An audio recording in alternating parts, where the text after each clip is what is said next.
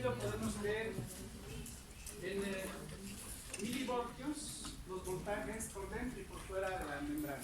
Hemos dicho ayer que las membranas están polarizadas en estado de reposo. Por fuera positivas, digamos, más 50 por fuera, y por dentro negativas, digamos, menos 70. Pero resulta que esas membranas en reposo, en fracciones de segundo, no están tan en reposo. Siempre algunos canales, por ejemplo, canal de sodio, en estas membranas neuronales, el canal de sodio, deja una pequeña abertura y hay un paso pequeño de sodio. ¿Qué carga tiene el sodio? Positivo. Positivo. Entonces ingresa durante unas fracciones de segundo poquito sodio. ¿Cómo se va a volver el interior de la membrana? Positiva. Negativo. ¿Más negativo o más positivo? Menos negativo, digamos. Resulta que estas compuertas por las que está entrando un poquito de sodio son proteínas, eso lo hemos mencionado ayer y vamos a verlo más adelante en abundancia, son proteínas. Y las proteínas están formadas por aminoácidos y los aminoácidos por átomos. Y los átomos por núcleos con protones y órbitas electrónicas. Negativo, positivo.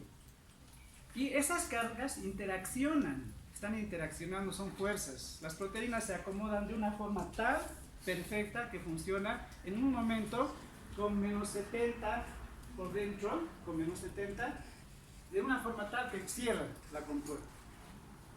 Y la abre un poquitito. Pero cuando va volviéndose menos negativo el interior de la membrana, porque está entrando un poquito de sodio, llega a un sitio que hemos mencionado ayer, el umbral. El umbral. Vamos a suponer que nuestro umbral sea menos 55. En ese umbral lo que ocurre es de que la carga eléctrica menos 50 en el interior es suficiente para que esa compuerta sea afectada por ese voltaje de menos 50, 55, y se abre, se mueve. Digamos, es como si esa carga rechazara esta parte de la puerta y se abre. Se abre una compuerta en la célula. Esta es una proteína, un canal iónico y su compuerta. Está entrando sodio, se vuelve menos negativo, llega al umbral y en ese momento esa tensión eléctrica es suficiente para rechazar, digamos, a este brazo de la proteína y abrir el canal. Y en ese momento ingresa el sodio, pero hay canales de cloro y el cloro es negativo. Vamos a suponer que este canal es de cloro. Si ingresa cloro y en reposo estaba en menos 70, ¿cómo será más adelante si está ingresando cloro? Cualquier número, menos 80 o menos 90, ya no tengo mucho campo acá, digamos hasta acá, menos 90. Para que esa neurona se excite, digamos, para que entre sodio por otro canal, ¿es más fácil? No. ¿O más difícil? Aquí es más fácil, ¿no es cierto? Y aquí es más difícil. Necesita una entrada mayor de sodio, de calcio, dependiendo de cuál es el canal. Entonces, cuando llega la noche, cuando estamos muy cansados, cuando hemos comido mucho, hay mecanismos del sistema reticular, de la melatonina, del ritmo circadiano, cosas correctas que van a hacer que por algún mecanismo ingrese más cloro en las neuronas, se vuelva más negativo, la neurona se inhiba, se deprima y dormimos. Rico. Entonces, ese es el otro efecto importante, muy importante en el campo de la medicina y de la farmacología, porque los fármacos, los sedantes que se utilizan tanto, como el diazepam, el clonazepam, clorazepam, etc., lo que hacen es favorecer el ingreso de cloro. Entonces, podemos anotar en nuestros apuntes, yo voy a empezar con nada ahorita, que el cloro ingresa y deprime la neurona ingresa, deprime la neurona y a continuación un punto seguido y le pueden poner ahí. Se utilizan sedantes de la familia de las benzodiazepinas.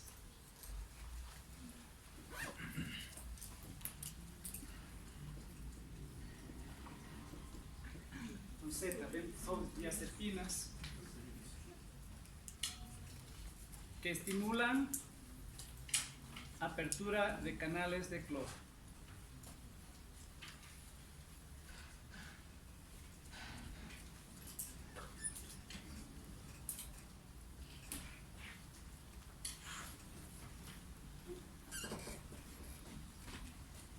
Ok, vamos a hablar un poco del agua ahora.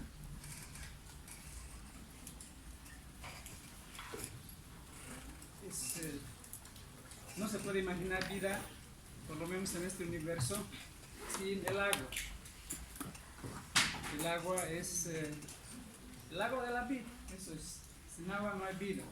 El agua nos permite todas las funciones bioquímicas. Y el agua es una molécula como hecha para la vida. Es una molécula conformada por 2 átomos de hidrógeno y 1 de oxígeno, que por sus fuerzas de atracción y repulsión adopta una figura espacial que en el libro dice tetraédrica. No se entiende muy bien el plano tetraédrico, más fácil es representar a la molécula de agua de esta forma.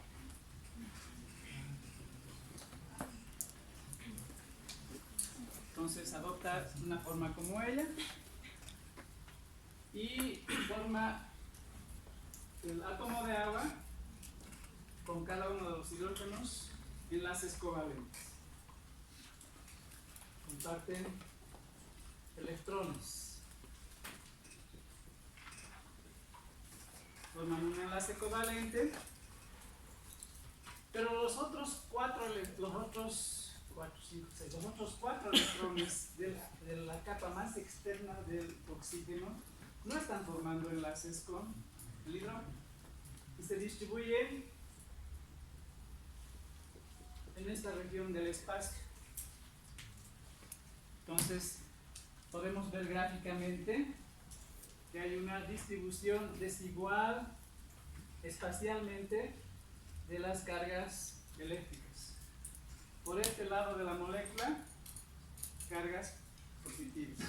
Al otro extremo, cargas negativas. Pero por supuesto el agua es neutra, porque hay el mismo número de cargas positivas y negativas. Solo hay una distribución espacial desigual, desequilibrada. Por eso el agua entonces forma un dipolo, con el polo negativo y el polo positivo en esta región.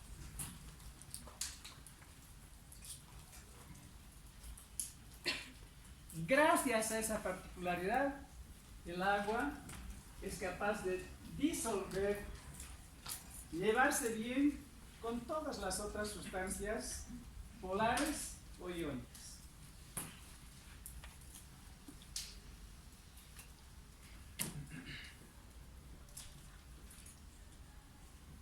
Con sustancias iónicas y polares.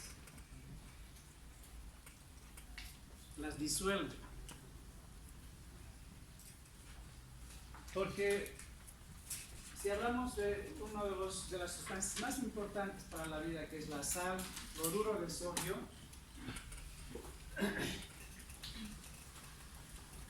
en agua, el cloruro de sodio, que es un sólido, NaCl, unido, como hemos visto ayer, por enlaces iónicos, se disocia, se separa en ion sodio e ion cloro en el agua, gracias a la acción del agua. El agua es una sustancia nucleofílica, voy a anotarlo después.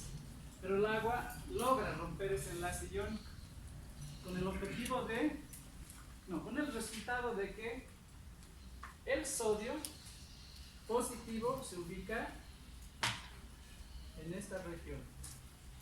Y los cloros se ubican hacia la región positiva.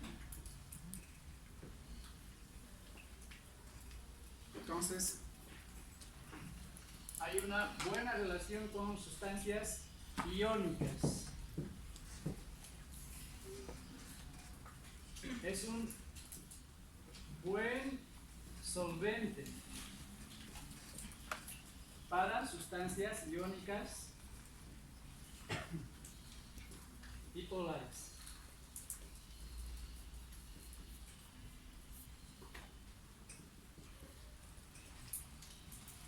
Esa es la gran característica del agua. Porque estamos viendo que necesitamos que en la sangre, que haya agua, es agua en la sangre, el sodio esté libre. Que en el espacio intersticial de mis neuronas, que el cloro esté libre, para que el cloro pueda ingresar y pueda dormir. Para que el sodio pueda ingresar y que pueda desencadenar una reacción. ¿No es cierto? ¿Está bien? Entonces necesitamos que los iones estén libres. Porque si no fuera por el agua, tendríamos la sal común, que es un sólido. Y ahí no nos sirve para nada.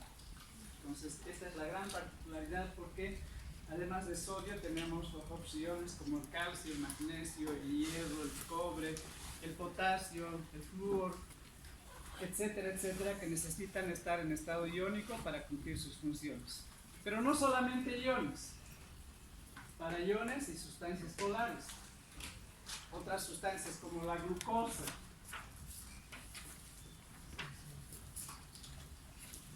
Si la glucosa no se disolviera en el agua, primero no podríamos tomar bien nuestro desayuno, pero eso no es problema.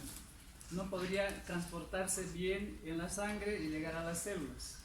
Entonces, disuelve a las sustancias polares como la glucosa, como varios aminoácidos, como todos los aminoácidos fundamentalmente. Varias proteínas tienen regiones polares, se llevan bien con el agua. Entonces, esta es la gran característica del agua. Es una sustancia bipolar que es un buen solvente para las sustancias similares a esta característica del agua.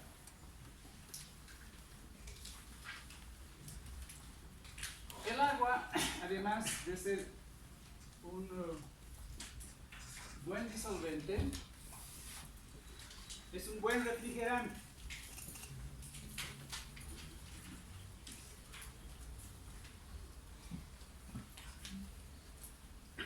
¿Por qué es un buen refrigerante? Mejor que cualquier otra sustancia. Porque tiene un punto de ebullición elevado, casi 100 grados a nivel del mar. Se necesitan desde 0 grados hasta 100 para que ebulla. Y eso nos permite lo que está pasando en este momento. Estamos empezando a tener la cara, la frente y el cuerpo húmedo, porque está haciendo calor acá. Y necesitamos perder ese calor que está siendo producto del metabolismo y que está transportado por la sangre hasta la piel. Si hubiera más calor estaríamos con la piel chaposa, porque había vasodilatación para que transcurra más sangre por la piel y ese calor pueda perderse hacia el medio. Pero para perderse necesita ser transportado ese calor. ¿Quién transporta? Moléculas de agua en forma de vapor. Y es un muy buen refrigerante porque para que se evapore el agua tiene que separarse de la atracción de sus moléculas vecinas. Pero vamos a ver, primero voy a escribir. Porque forma puentes de hidrógeno entre moléculas de agua.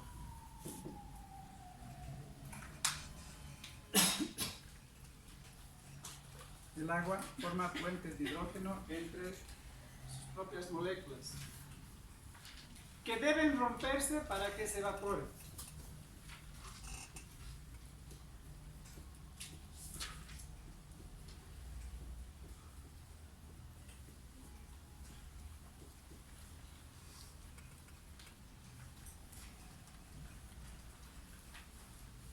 Entonces, tenemos una molécula de agua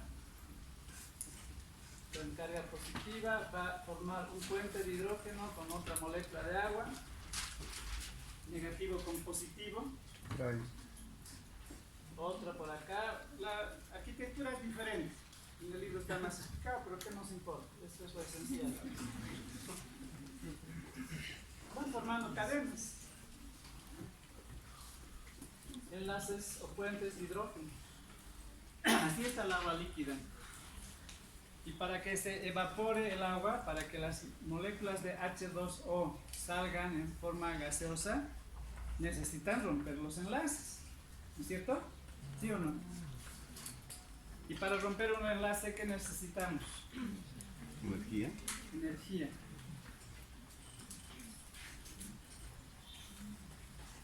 Rompe esto.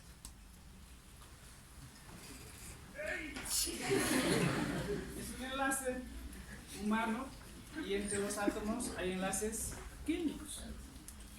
Ese enlace químico para romperse necesita energía. Y en este caso la energía será calórica. Estoy empezando a transpirar y se está empezando a evaporar el agua porque el calor que llega ahí va a ser capaz de romper un enlace y que la molécula de agua se vaya con la energía que ha absorbido. Porque la energía de una molécula gaseosa es mayor que de una molécula en estado líquido. Eso es general para todas las moléculas. Los gases se mueven a una velocidad muy grande.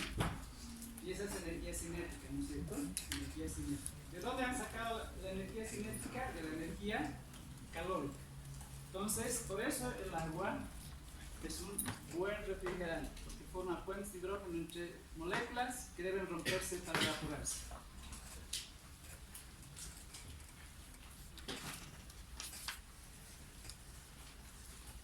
El agua es una molécula nucleofílica.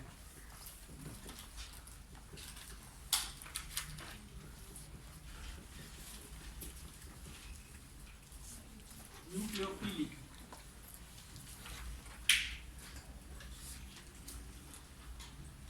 Significa que puede romper enlaces, que puede hidrolizar.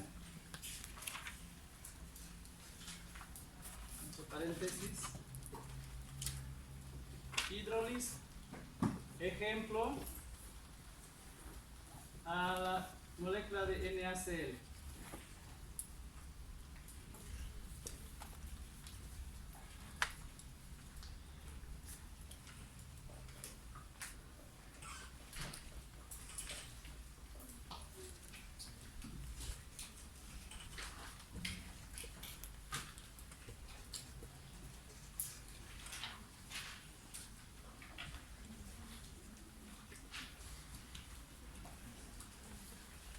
Y por último, el agua induce a la autoorganización de moléculas hidrófobas.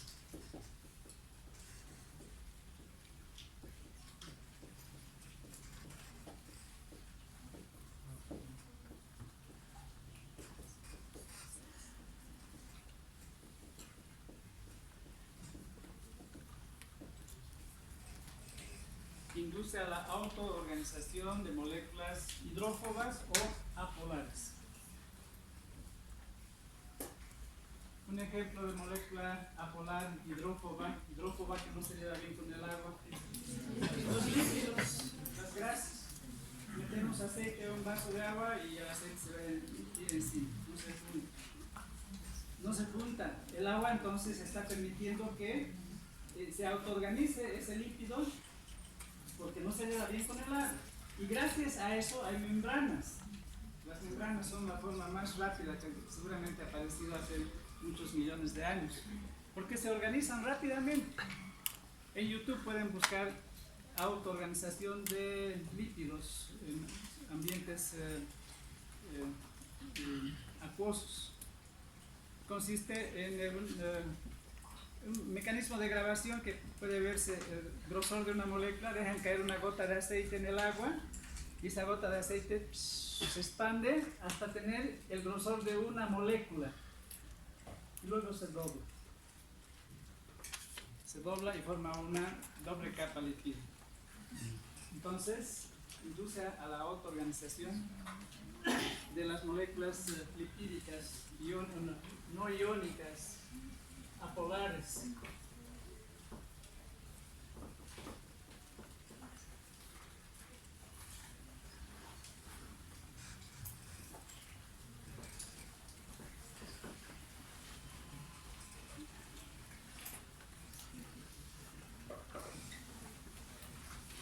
Ácidos, una mirada a lo que son los ácidos.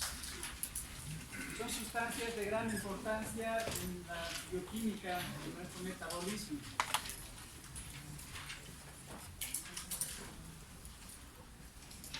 Dime un ácido. Un ácido. Un ácido. Nucleótido. No tan complicado. Ácido carbónico. El ácido clorhídrico. El ácido clorhídrico. ¿Qué características tienen los ácidos? Tiene un pH muy bajo. Tiene un pH bajo, ¿cierto? Un pH bajo. Pero digamos, con los tejidos, ¿qué hacen los ácidos a los tejidos?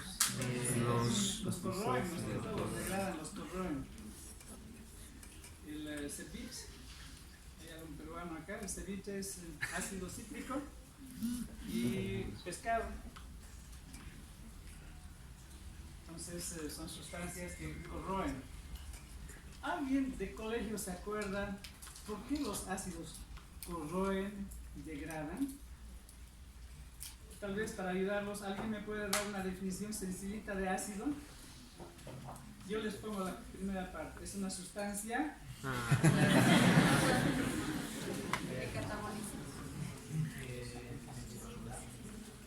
a ver, participen ahí atrás los que están en la galería aquí. La galería. Definición de ácido. ¿O por qué corroen? Cualquiera. Los protones.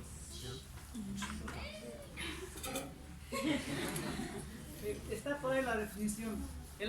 Los ácidos son sustancias donadoras de protones. No se olviden nunca, porque eso es para la clínica. Un ácido es una sustancia donadora de protones.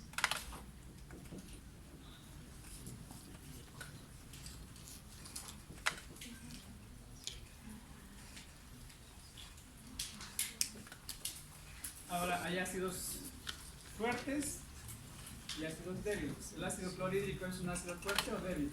Fuerte. Permite que en cuestión de minutos la carne que comemos sea deshecha, degradada casi completamente en proteínas y a veces hasta en aminoácidos. Es un ácido fuerte. ¿Y por qué no degrada nuestro estómago?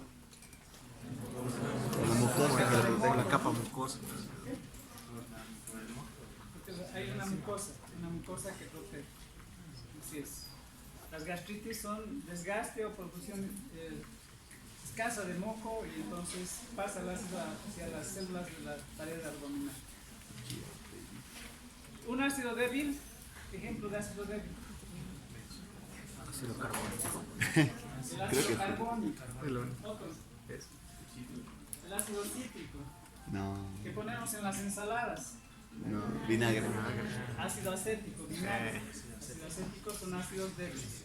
¿Por qué hay ácidos fuertes y por qué hay ácidos débiles? Por su facilidad de donar protones. Sí, está relacionado. Más acertada la respuesta. ¿Cómo es un ácido fuerte? Por su Una cantidad de protones. sustancia Más permeable. con gran tendencia A donar protones. a A donar protones. donar protones. Sabe. Eso es. Y el resultado va a ser lo que dicen ustedes, una gran cantidad de protones. Así de fuerte.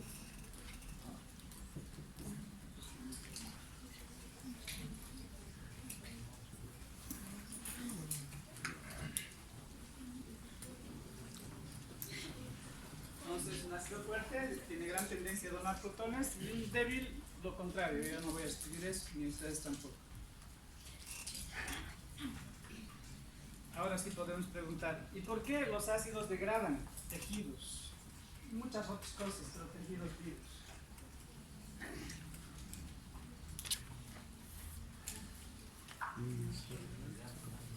¿Qué? No.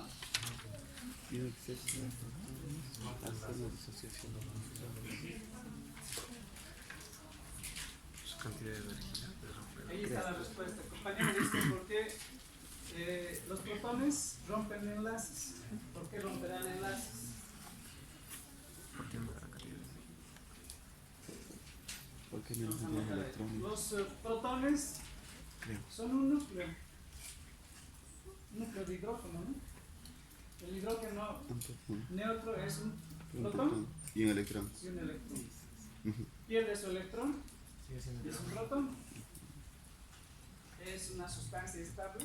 No. No. ¿Tienes chica?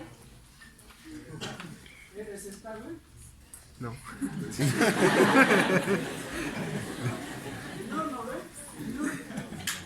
Tendencia suicida. Que no tienen pareja acá, andan pensando todo el día cómo conseguir parejas, la verdad. No. Gran parte del día. Para eso está el internet. Ok. Claro, buenos juegos. Tengan paciencia. Buen día. Eso es lo que le falta al protón.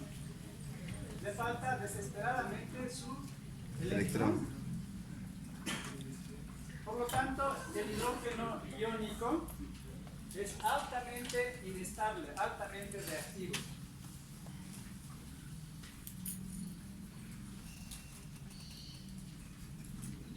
Altamente reactivo. Y como dijo aquí el compañero, como hay muchos protones, empiezan a romper enlaces, rompen enlaces.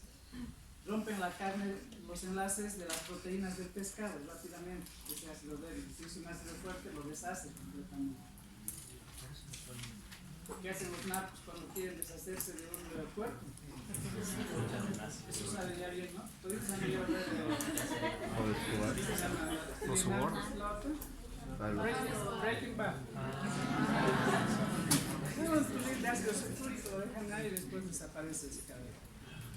Entonces, la respuesta por qué un ácido es altamente reactivo y no es bueno para el equilibrio ácido-básico es que empieza a degradar enlaces.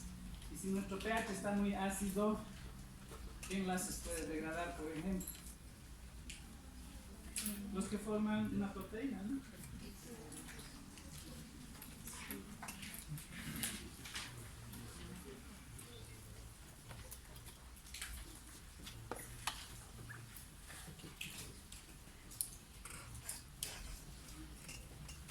Desequilibrios ácido-básicos pueden degradar sustancias, tanto al pH alcalino como al pH ácido. Ácido clorhídrico, ácido sulfúrico es otro ácido fuerte.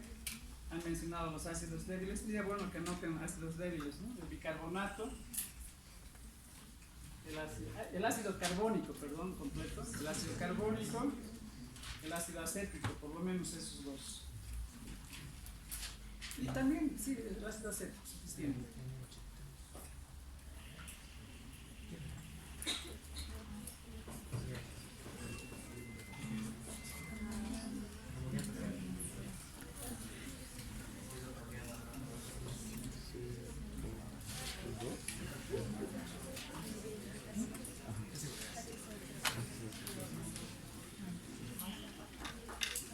El ácido fosfórico también es muy común, ¿no? El ácido débil es muy común en bioquímica.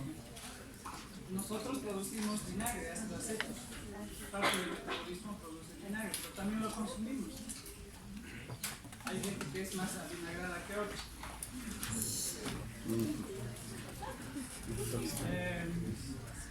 ¿Qué? La definición de una base ya sabemos, ¿no? Menos cantidad de Lo protones. contrario, ¿pero qué es lo contrario? Todo.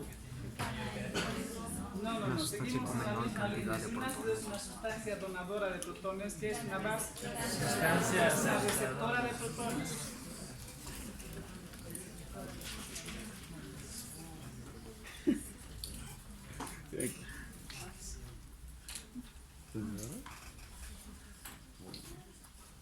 Hay bases fuertes.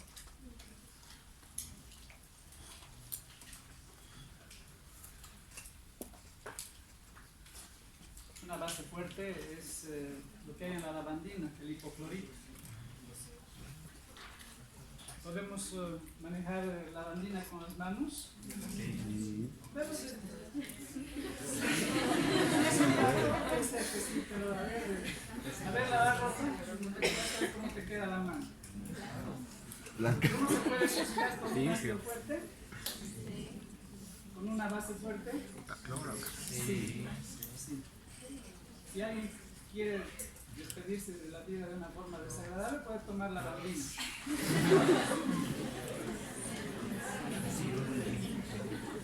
¿Qué consejos son esos, no? Hay bases fuertes. El hidróxido. Anotamos algunas que son cercanas para nuestra práctica química.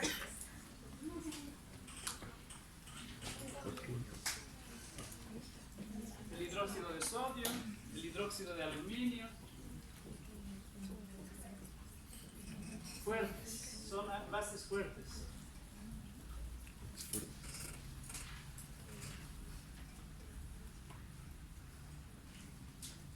¿Cómo se comportan?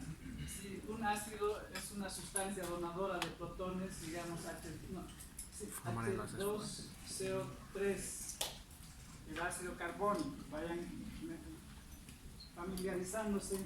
El ácido carbónico va a donar, ácido débil va a donar un protón y se convierte en bicarbonato, más el protón donado.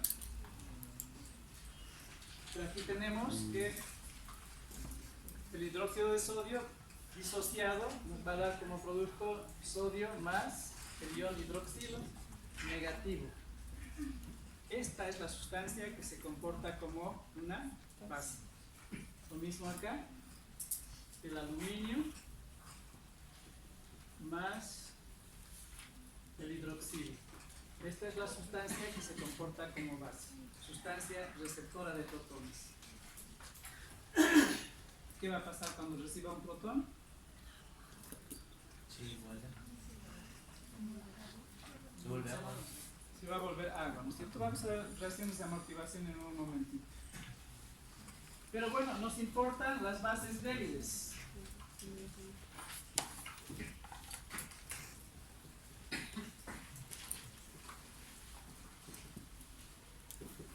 Una base débil es el bicarbonato. El bicarbonato de sodio, si quieren más completo, NaHCO3.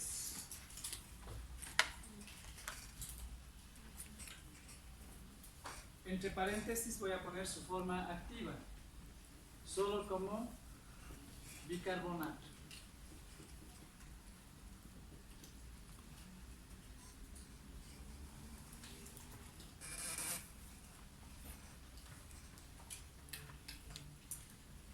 Bicarbonato de sodio se utilizaba antiguamente como antiácido, no es muy bueno porque produce rebote. Se utiliza para sacar el agente químico cocaína de la hoja de coca y participa de una forma muy importante durante toda nuestra vida, todos los días, a toda hora, en todo minuto, en el equilibrio ácido-base. El bicarbonato.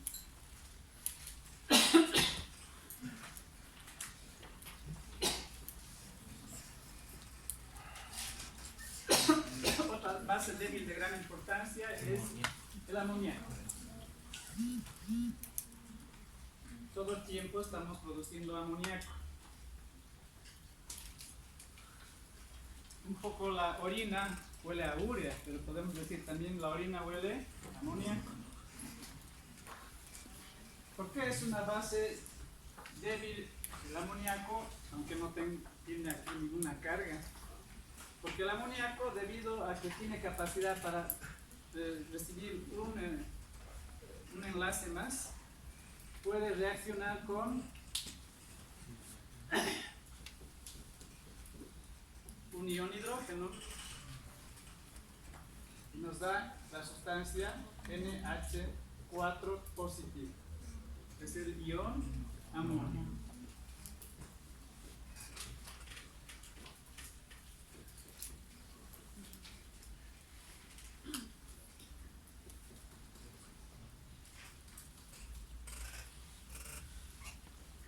¿De dónde proviene el amoníaco y luego el ion amonio? De la degradación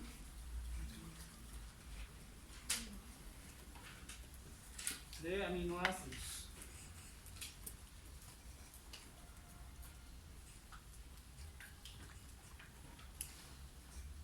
Todo el tiempo estamos degradando proteínas, todo el tiempo. La proteína está conformada por aminoácidos y cadenas de aminoácidos. Liberan aminoácidos, siguen otras rutas metabólicas por aquí y por allá, y muchas de ellas significa liberar su grupo amino como amoníaco. Y esto inmediatamente se convierte en ion amonio. Ambos son tóxicos, si no se eliminan pueden provocar problemas de salud muy graves. Se convierte en urea.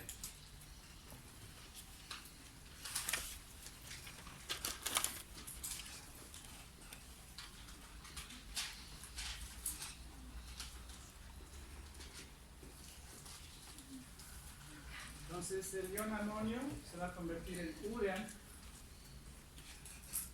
y eso lo orinamos, ya no es tóxico y eliminamos mediante el riñón.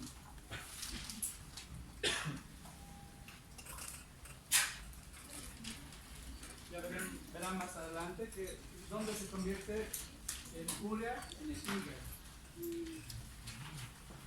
¿Qué personas no pueden hacer esa conversión? Los que tienen cirrosis, los que tienen insuficiencia hepática ya no pueden convertir el amoníaco en urea y están muy mal, se mueren por eso los cirróticos.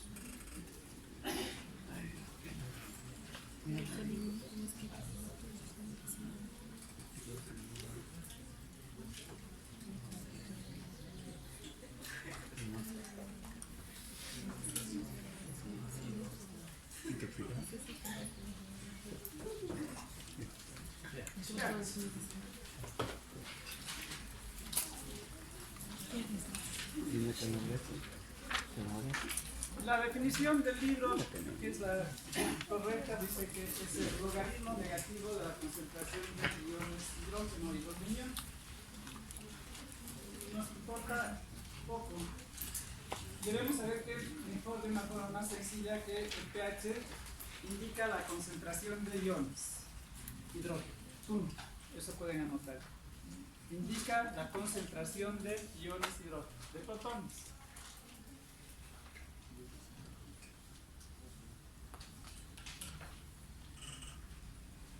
Siempre les cuento a los chicos cómo nuestros profesores son malos en colegio y no nos hacen gustar nada al final. Matemáticas, tabla de logaritmos, la tabla de logaritmos. Con la tabla de logaritmos. ¿Por qué servían los logaritmos? Jamás en la vida el profesor que tuve me dijo, gracias profesor, pero estoy acá. ¿Para qué servían los logaritmos? Recién cuando empezaba a trabajar con química me daba cuenta que, entre otras cosas, y no sé para el resto, entre otras cosas sirve para organizar grandes números en una tabla fácil de entender. En nuestro caso, el pH es una tabla que va del 1 al 14. Esa es la tabla del pH, el rango del pH. Hemos dicho hace un momento, pH nos indica la concentración de protones por mol. Ellos pueden ser del orden de 10 a la menos 9, o 1,8 por 10 a la menos 9, o 1,4 por 10 a la menos 9, o 1 por 10 a la 14, y en este rango tenemos una cantidad enorme. casi infinita de números. ¿Y ahora qué voy a hacer ahora para saber su pH? No da para trabajar, ¿no es cierto? No es una cosa útil. Entonces viene un matemático y dice, no te preocupes, vamos a hacer una tablita logarítmica y vamos a sacar concentraciones. Y vamos a decir que en la tablita 1 es un pH ácido.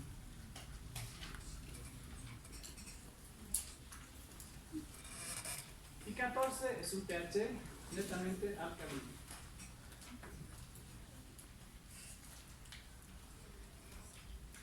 Y 7, neutro. Listo, para eso sirven los logaritmos. Tenemos una tabla fácil de identificar. Nuestro pH en la sangre está en el rango de 7.35, 7.35 a 7.45. Está por aquí. Yo rápidamente puedo hacer una gasometría arterial y ver cuál es el pH. Y si está en 7.30, me tengo que preocupar, voy a corregir esa desviación pequeña, pero importantísima. Al contrario, si está en pH en 7.5, está en pH alcalino, tengo que corregir inmediatamente. En terapia intensiva todo el tiempo están haciendo eso. Entonces, qué fácil es trabajar con una tabla, no con los valores que nos da, digamos, un examen más minucioso. Tenemos acá el pH entre 1 y 2, el pH del estómago, ¿no? 2.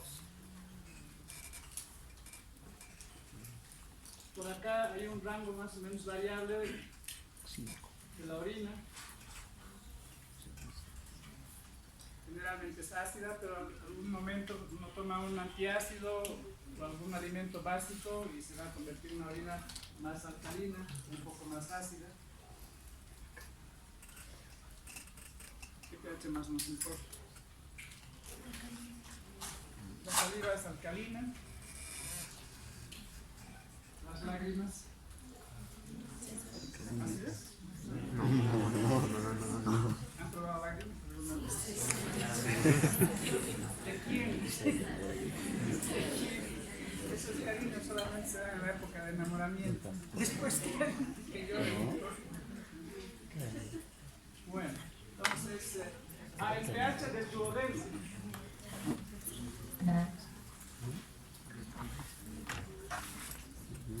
El pH del duodeno debe ser alcalino. Llega el bolo ácido al duodeno y se vacía la vesícula y se vacía el conducto, el jugo pancreático, y eso alcaliniza el bolo alimenticio y se ingiere bien. Y vamos a quedar en el tema de Ácido. van a salir con calma sin atropellarse y deciden aquel. Sí, sale así. Alteraciones del pH.